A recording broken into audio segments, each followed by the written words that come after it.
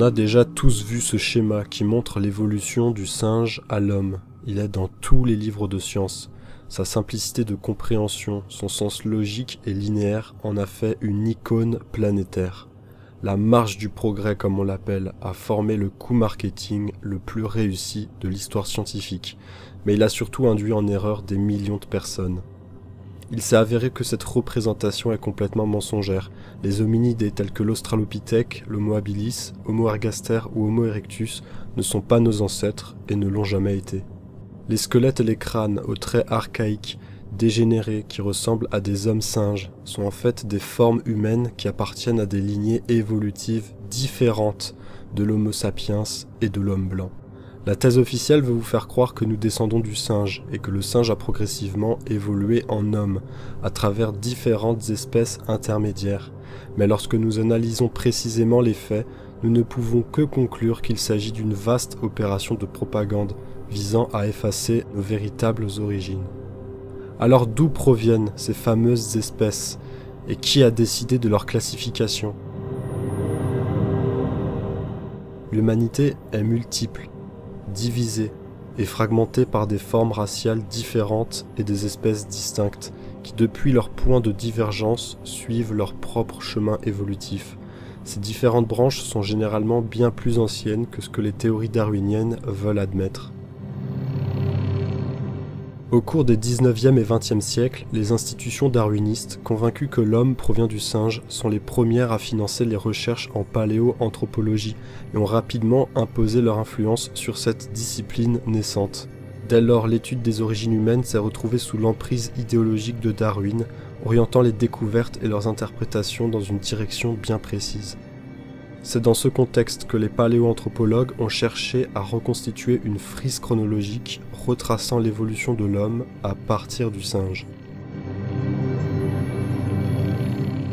Alors, partout dans le monde, ils ont exhumé des crânes et des squelettes d'humains anciens, avec un objectif clair: trouver ces fameux fossiles transitoires censés prouver l'évolution progressive du singe vers l'homme.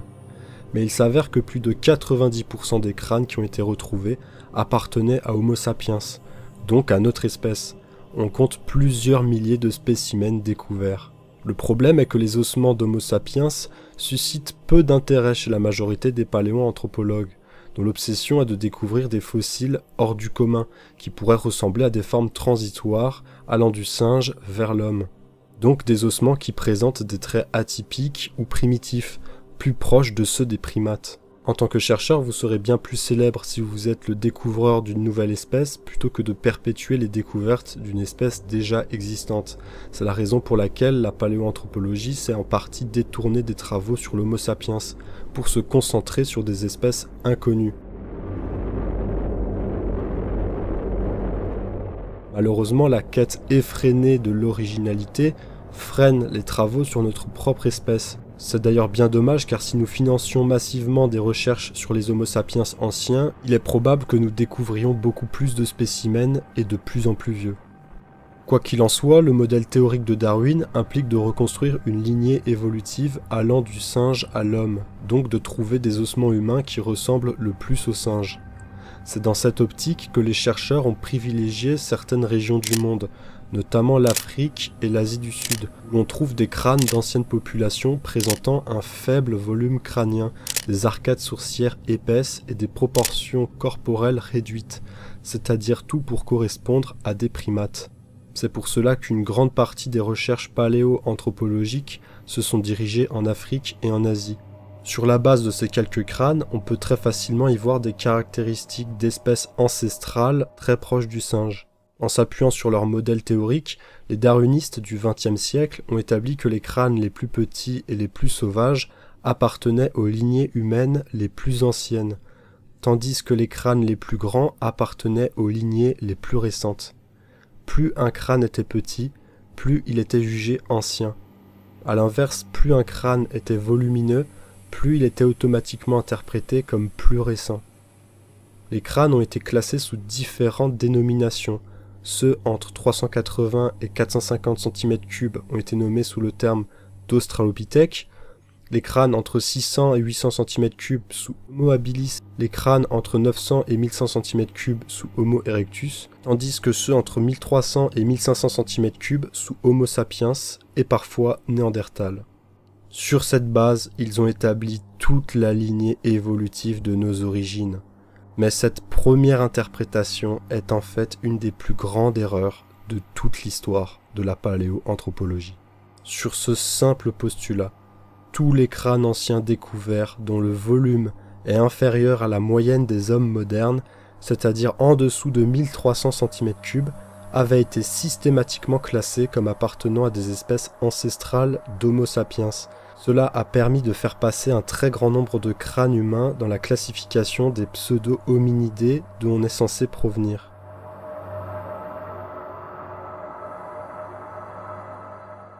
Et c'est là que nous devons nous poser une question fondamentale. Est-ce qu'un crâne dont la taille est inférieure à 1300 cm3 appartient forcément à une autre espèce plus ancienne? Ou existe-t-il des peuples d'Homo sapiens avec des crânes inférieurs à 1300 cm3? Sous le poids de cette question, la craniométrie évolutionniste, qui a tenté de reconstituer 2 millions d'années d'évolution à partir de cette règle, s'effondre. Car oui, il existe un tas de populations humaines actuelles avec différentes tailles de crâne, certaines bien inférieures à 1300 cm3, ce qui veut dire que la taille du crâne n'est absolument pas un indicateur évolutif ou temporel. Les restes des espèces anciennes ne sont que le reflet des variations anthropologiques qui existent toujours aujourd'hui chez les humains. En guise d'explication, prenons le cas d'Homo erectus. Son squelette est identique à celui des humains modernes, c'est la raison pour laquelle les reconstitutions 3D sont plutôt proches de l'homme. Ce qui diffère en apparence est la taille de son crâne, située entre 900 et 1100 cm3, qui est plutôt petit pour un être humain. Comme nous l'avons dit, tout ce qui est inférieur à 1300 cm3 a été considéré comme appartenant à des espèces humaines ancestrales de l'Homo sapiens, et c'est à travers cette logique que l'ensemble des espèces ont été classées sur une frise chronologique évolutive. Mais il y a là une erreur, une énorme erreur d'interprétation. Le chiffre de 1300 cm3 est une moyenne universitaire, basée sur la taille du crâne des humains modernes, surtout occidentaux, pas du reste du monde. Les scientifiques comme Yves Coppens, souvent des antiracistes forcenés, n'ont pas intégré l'ensemble des données mondiales et ont littéralement occulté la diversité raciale qui existe au sein de l'espèce humaine. Car en effet, il y a des populations humaines actuelles qui possèdent exactement le même squelette et les mêmes dimensions crâniennes qu'Homo erectus, c'est-à-dire entre 900 et 1100 cm3. Si on compare les données encéphaliques et anatomiques des restes d'Homo ergaster, Homo erectus ou d'autres hominidés avec certaines populations humaines actuelles, on se rend compte qu'il s'agit en fait des mêmes races, mais à des époques différentes. Les pygmées et les aborigènes, par exemple, sont très proches des reconstitutions de certains hominidés préhistoriques. Il s'agit littéralement de leurs ancêtres. Ils possèdent non seulement une capacité crânienne équivalente, mais également des arcades sourcilières proéminentes identiques à celles d'Homo erectus. D'autres peuples se rapprochent énormément de la physionomie des espèces que l'on qualifie de préhistoriques. Il y a les Khoisans, les Boshimanes, certains Africains subsahariens, les Guaranis d'Amérique du Sud, certaines branches péruviennes anciennes, les tribus amazoniennes Chivaro, certaines populations des Philippines ainsi que les aborigènes d'Australie et ceux des îles d'Andaman, qui partagent exactement les mêmes caractéristiques que les espèces d'hominidés que l'on voit dans les livres darwinistes. Il n'y a donc rien de surprenant ou d'inédit à retrouver des crânes anciens de 900 cm3, puisqu'on a des populations actuelles avec les mêmes mensurations.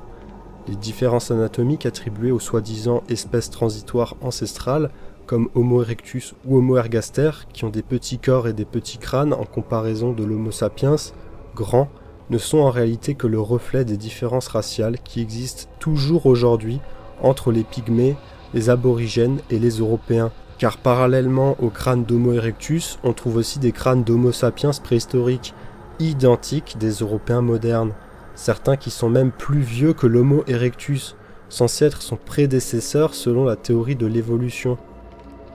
En effet, si on croit la fiabilité des méthodes de datation, officiellement, il y a des spécimens Homo sapiens qui ont été estimés à 300 000 ans et à 210 000 ans, alors que certains spécimens d'Homo erectus ne datent que d'environ 100 000 ans. Cela signifie que les deux espèces ont coexisté sur le plan terrestre, exactement comme les différents groupes humains aujourd'hui.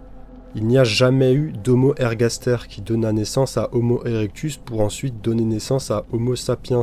Les différents squelettes avec des crânes de tailles différentes ne sont pas ceux d'une évolution unique, mais de différentes espèces. Que penseriez-vous d'un homme qui verrait un Européen et penserait qu'il descend d'un pygmée ou d'un aborigène archaïque? Cela n'a aucun sens. Eh bien c'est la même chose avec Homo sapiens qui descendrait d'Homo erectus. Cela signifie que les crânes classés sous les appellations Homo erectus ou Homo ergaster, qui sont présentés comme les ancêtres de l'ensemble des hommes modernes en raison de leur petite taille, de leur faible volume crânien ou de leurs arcades sourcilières marquées, ne sont en réalité que des crânes d'anciennes races, proches des pygmées ou des anciens aborigènes, mais qui n'incluent pas les ancêtres des anciens européens. C'est d'ailleurs logique, les différences raciales ne sont pas apparues soudainement en l'an 80 000 ou 60 000 avant notre ère, comme on voudrait nous le faire croire avec la théorie Out of Africa, qui postule que les blancs proviennent d'Afrique. Bien au contraire, la génétique prouve qu'elles existent depuis des époques immémoriales. Que l'on remonte à 1 million d'années, 300 000 ans ou à l'an 2000, la variabilité et la diversité des crânes auprès des humains et des singes est restée sensiblement la même. Les crânes et les squelettes d'Homo sapiens en Europe correspondent bel et bien aux races européennes modernes, là où à l'inverse les crânes d'Homo erectus ressemblent à ceux de certains aborigènes. Donc trouver un crâne ancien aux caractéristiques sauvages n'est pas une preuve de la théorie de l'évolution de Darwin. Les Homo erectus d'hier sont les pygmées d'aujourd'hui. L'idée selon laquelle Homo erectus ne serait qu'une sous-catégorie de l'homme moderne gagne du terrain parmi les scientifiques. Ce débat n'est pas nouveau. En l'an 2000, le journal American Scientist rapportait que la conférence de Senckenberg avait remis en question le statut taxonomique d'Homo erectus. Plusieurs chercheurs y ont avancé que cette catégorie n'avait aucune validité en tant qu'espèce distincte, tant ses caractéristiques se rapprochent de celles des humains modernes. Certains allaient même jusqu'à proposer de supprimer purement et simplement cette classification. Le professeur William Lawling de l'université du Connecticut a mené des études détaillées sur les Esquimaux et les habitants des îles Aléoutiennes. Son verdict, ces populations ressemblent de façon troublante à Homo erectus. De son côté, François de Sart suggérait qu'Homo erectus n'était rien d'autre qu'une variante sauvage de l'homme, tandis que l'évolutionniste Donald Johnson comparait les proportions corporelles d'Homo ergaster aux Africains équatoriaux d'aujourd'hui. Durant tout le XXe siècle, les darwinistes ont positionné Homo erectus entre le singe et l'homme. Pourtant, seul le crâne diffère légèrement de celui de l'Homo sapiens moderne. Le reste du squelette est pratiquement identique. Même Richard Leakey, célèbre paléanthropologue et évolutionniste convaincu, admettait que les différences entre Homo erectus et l'homme moderne sont minimes. Homo erectus apparaît plutôt comme une simple variante humaine, au même titre que les populations actuelles. Ce que les paléanthropologues présentent comme des fossiles d'une espèce disparue pourrait bien être rien de plus que des formes anciennes de populations humaines variées, semblables à celles que l'on observe encore aujourd'hui. Cela signifie que la classification officielle des espèces humaines est erronée et mal interprétée. On croit d'ailleurs que la qualification des espèces suit des règles précises. En réalité, la différence que l'on fait entre une espèce et une race peut être très poreuse selon les cas, ce qui fait qu'il n'est pas nécessaire de s'attarder sur ces distinctions. Si certains groupes d'hominidés sont sensiblement similaires de certaines populations archaïques, alors doit-on considérer que ces populations archaïques appartiennent à d'autres espèces d'hominidés, comme ce fut le cas pour certaines tribus subsahariennes d'Afrique de l'Ouest? Ou au contraire, doit-on inclure les groupes d'hominidés dans notre espèce au sein des populations concernées? L'un comme l'autre remet en question le modèle actuel et bouleverse les considérations conventionnelles. Au final, que l'on considère la chose comme un groupe racial très éloigné ou directement une autre espèce, cela importe peu, d'autant plus que des cas de reproduction entre espèces ont déjà été répertoriés. J'ai parlé des crânes entre 900 et 1100 cm3, mais qu'en est-il des crânes qui se situent entre 400 et 700 cm3? Récemment, en 2015, a eu lieu la découverte d'une nouvelle espèce supposée appelée Homo naledi, décrit comme un hominidé intermédiaire avec un mélange étrange de caractéristiques primitives et modernes. Homo naledi avait un petit cerveau entre 460 et 610 cm3, très proche des australopithèques. Un corps élancé et des mains habiles capables de fabriquer des outils, des pieds proches de l'Homo sapiens, possiblement adaptés à la marche bipède. Lee Rogers Berger et son équipe avaient initialement daté Homo naledi de 2,5 millions d'années, ce qui fait qu'il avait donc été forcément considéré comme un ancêtre direct de notre espèce. Ils avaient insisté sur le fait qu'il aurait pu être l'un des premiers membres du genre Homo. Mais 2 ans plus tard, en 2017, certains chercheurs accusent Berger d'avoir volontairement exagéré l'importance d'Homo naledi en 2015 pour capter l'attention médiatique, car une autre datation, cette fois par uranium, a changé complètement la donne. Homo naledi n'aurait que 236 000 à 335 000 ans. En fait, si on se base sur la chronologie officielle, cet hominidé, qui avait un petit crâne, entre 400 et 600 cm3, et un corps proche des singes, vivait exactement en même temps qu'Homo sapiens. Ce qui veut dire que nos ancêtres, les Homo sapiens, ne descendent pas de ces hominidés. Ils formaient des lignes évolutives parallèles qui vivaient en même temps. Ils étaient des rivaux et se faisaient la guerre, probablement depuis des centaines de milliers d'années, voire millions d'années.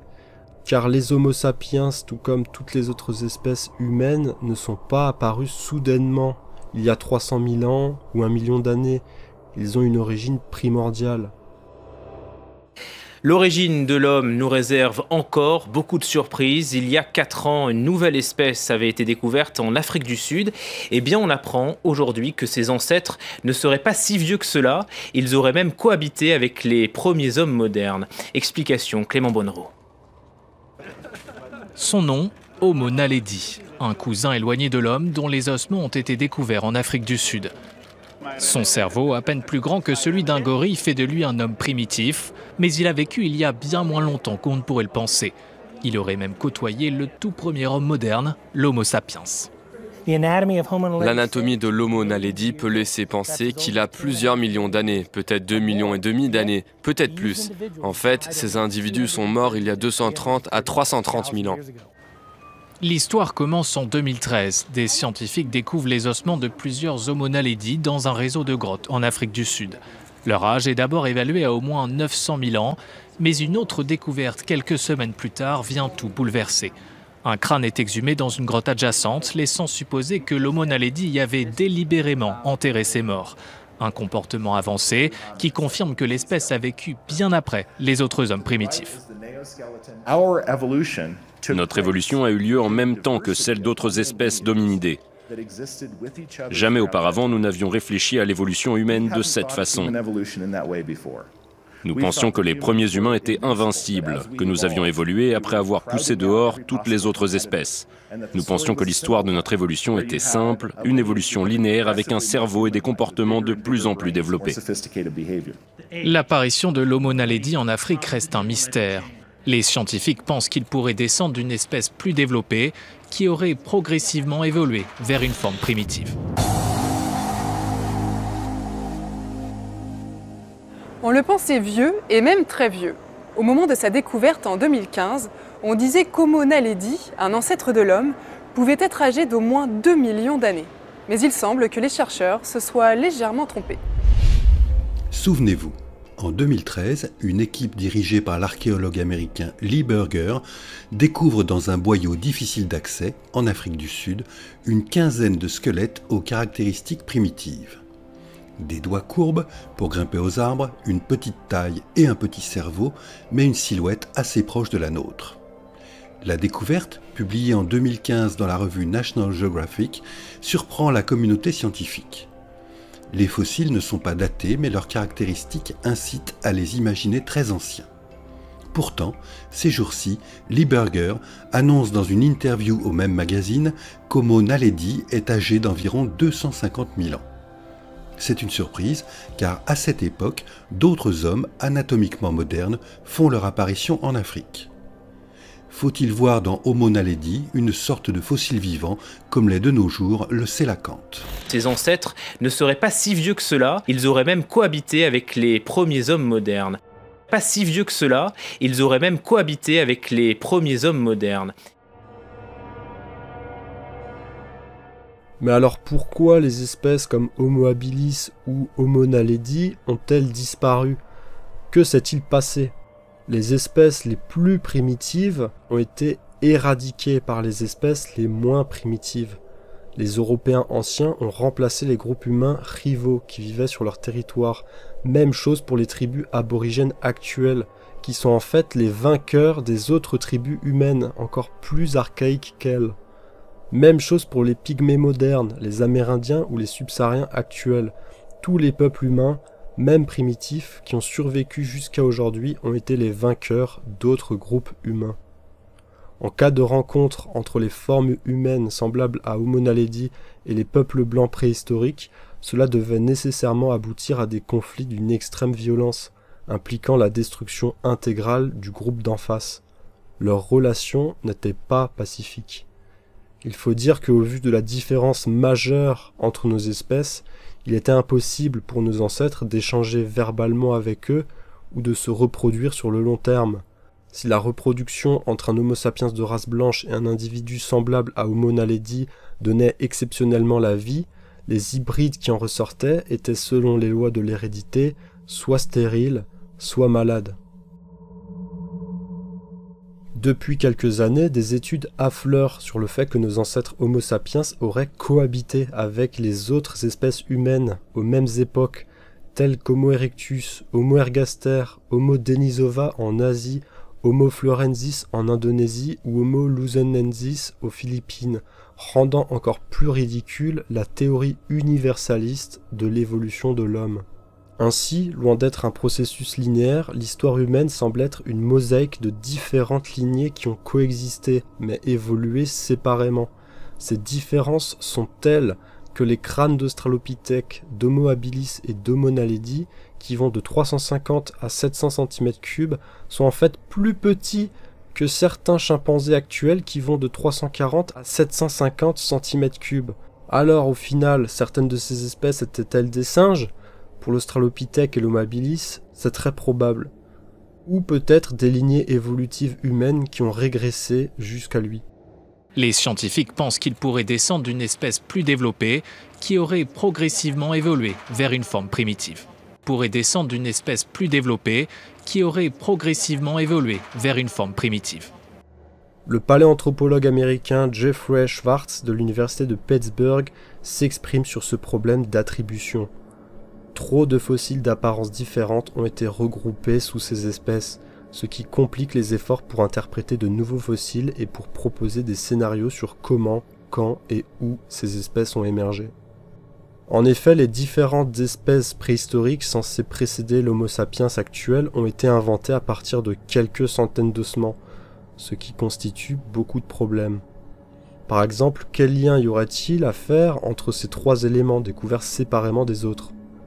OH7, une mandibule avec quelques dents, OH8, des fragments de pieds fossilisés, et OH35 qui semble être un tibia. Ces trois éléments totalement disparates et dont les restes constituent moins de 10% d'un individu entier sont pourtant affiliés à la même espèce Homo habilis, dont le fragment OH7 qui a conduit à l'invention d'Homo habilis. C'est le spécimen type de l'espèce. Une mandibule. Même les quelques fragments ultérieurs comme OH24, OH62 ou KNM-ER 1805 ne sont pas mieux. L'Homo habilis est un taxon vide qui a été propagé en raison de découvertes inexactes et devrait être à nouveau enterré sous toutes ses formes. Bernard Wood et Mark Collard affirment également qu'Homo habilis est trop hétérogène pour appartenir à un seul taxon et que certains fossiles devraient être reclassés dans le genre Australopithèque, ce qui en fait un singe. D'ailleurs, lorsqu'on lit les études paléanthropologiques, les mêmes fragments appartiennent parfois à plusieurs espèces différentes en fonction des scientifiques. KNM-ER 3733 par exemple, qui selon certains doit être étiqueté sous Homo ergaster et d'autres Homo erectus. Même chose pour KNM-VT 15000, classé Homo erectus, puis reclassé par certains comme Homo ergaster. Ou KNM-ER 1470, étiqueté à la fois comme Homo habilis et Homo rudolfensis. La liste est beaucoup trop longue pour répertorier la totalité de ce genre de cas. Les débats se poursuivent chez les espèces avec un crâne plus grand. L'espèce Homo heidelbergensis par exemple a été inventée suite à la découverte de Mauer 1 en Allemagne qui se révèle être une simple mandibule, exactement comme OH7. Puis 69 ans plus tard, le fragment de Bodo, un crâne découvert 5500 km plus loin en Éthiopie, a complété le fragment Mower 1 pour constituer l'Homo heidelbergensis. Ces reclassifications montrent bien le flou taxonomique en paléoanthropologie. Les distinctions entre Homo erectus, Homo ergaster et Homo heidelbergensis sont souvent arbitraires et sujettes à débat, car ces catégories sont basées sur des échantillons limités et sur des critères subjectifs. Les avis diffèrent fortement au sein de la communauté scientifique, ce qui là aussi décrédibilise ceux qui font la promotion d'une évolution dont on connaîtrait toute l'histoire évolutive. Certains distinguent l'Homo ergaster plus ancien et l'Homo erectus plus tardif, alors que d'autres pensent qu'il s'agit du même groupe. D'autres scientifiques distinguent l'Homo ergaster africain, l'Homo erectus asiatique et l'Homo heidelbergensis européen, lui-même considéré autrefois comme Homo sapiens archaïque. Un autre élément qui valide l'ancienneté de notre histoire évolutive, qu'il s'agit des Homo sapiens ou d'autres potentielles espèces, est que les datations modernes ont trouvé des écarts temporels gigantesques entre les individus de la même espèce, qui étaient initialement censés vivre à la même période, selon le modèle darwinien. À l'origine, selon la thèse officielle, les Homo erectus devaient vivre entre 1 million et 500 000 ans, mais on a ensuite constaté qu'entre le plus vieux fragment d'Homo erectus et le plus jeune, il y a 1,7 million d'années d'écart. D'1,8 million à 100 000 ans, précisément, ce qui veut dire qu'en l'espace d'1,7 million d'années, l'espèce Homo erectus n'aurait pas évolué, alors que dans la théorie officielle, elle est censée aboutir à l'homme moderne. Ces données indiquent le fait que l'Homo sapiens, au même titre que les autres espèces, a dû lui aussi évoluer sur des millions d'années, ce qui nous rapproche davantage d'un modèle humain polygénique. Ces résultats ont tellement bouleversé les modèles en vigueur que pour cacher ces incohérences, la paléoanthropologie a choisi de déclasser certains fossiles qui étaient étiquetés sous l'Homo erectus pour les faire passer dans des espèces d'hominidés plus anciennes. C'est comme ça que le fossile Homo erectus KNM-ER 3733, supposément vieux d'1,8 million d'années, a maintenant été placé par certains dans l'espèce Homo ergaster, afin de réduire artificiellement l'ancienneté d'Homo erectus. Là, certains me diront que c'est logique de procéder ainsi, mais je réponds qu'une datation n'est pas censée changer l'espèce d'un individu. Si une espèce est clairement définie, seul le fossile doit indiquer les caractéristiques de l'espèce. Qu'un membre d'une espèce ait vécu à telle ou telle période n'est pas censé le faire changer d'espèce. Dans un modèle cohérent, les datations ne devraient pas agir sur la classification anatomique d'une espèce. Malheureusement, les paléoanthropologues font ce qu'ils veulent de l'interprétation des données. Cette prise de conscience remet en cause l'histoire officielle de l'évolution et invite à repenser notre origine sous un angle bien différent de celui imposé par la science officielle. D'autre part, il s'avère que certains crânes attribués à Homo sapiens sont plus anciens que des fossiles classés comme Homo erectus. Ce simple constat remet en cause l'idée selon laquelle Homo erectus serait l'ancêtre direct de l'homme moderne et appuie le fait que ces deux groupes ont coexisté, ce qui invalide le modèle linéaire d'un progrès constant du singe vers l'homme. En réalité, Homo erectus semble correspondre à une population humaine ancienne, dotée de traits plus archaïques, mais néanmoins pleinement humaine. Sa morphologie évoque certaines populations actuelles, comme les aborigènes d'Australie ou les pygmées, ce qui pourrait indiquer qu'il ne s'agit pas d'une espèce différente, mais d'un groupe humain distinct sur le plan morphologique. Quant aux fossiles classés sous les appellations d'Australopithèque, Homo habilis ou Homo naledi, leur classification est loin d'être unanime. Ces catégories reposent souvent sur des fragments osseux incomplets et sur des reconstructions théoriques. Ces fossiles constituent un mélange d'ossements de primates et d'humains archaïques, ainsi que des formes humaines dégénérées. L'histoire officielle affirme qu'Homo sapiens sera apparu il y a environ 300 000 ans, mais cette conclusion repose, là aussi, sur une interprétation incomplète des données génétiques et anthropologiques. En fait, cette datation correspond simplement à la plus ancienne trace fossile officiellement reconnue que l'on a découvert, et non à l'émergence de notre espèce. Autrement dit, on confond ici la date du plus vieux fragment découvert avec celle de notre origine véritable. Car l'Homo sapiens est bien plus ancien que ne veut l'admettre la thèse officielle. Les différences héréditaires nettes entre les lignées humaines actuelles, entre un aborigène et un nordique par exemple, font que leurs caractéristiques morphologiques, physiologiques et mentales sont tellement distinctes qu'elles ne peuvent pas être apparues spontanément en quelques dizaines ou centaines de milliers d'années. Ces différences traduisent des lignées héréditaires séparées, bien antérieures à la date officielle d'apparition de l'Homo sapiens. De telles divergences ne s'expliquent que par une origine polygénique, c'est-à-dire une humanité apparue sous plusieurs formes, sur plusieurs territoires, bien plus tôt qu'on ne le prétend. Ainsi, Homo sapiens n'est pas une espèce homogène apparue en un seul lieu, à un seul moment précis, mais il est le fruit d'un ensemble de lignées anciennes, dont certaines se sont maintenues jusqu'à aujourd'hui, relativement inchangées. Le modèle polygénique est donc bien plus proche de ce que l'on observe, car l'humanité n'est pas et n'a jamais été le fruit d'une évolution linéaire et centralisée, mais plutôt le résultat d'un réseau complexe de populations humaines anciennes. L'évolution humaine se fait dans la diversité de ces formes humaines que la Terre a portées au fil des millénaires. Cette lecture alternative, bien qu'encore marginalisée, ouvre de nouvelles perspectives sur nos origines, nos identités et sur l'histoire de l'humanité.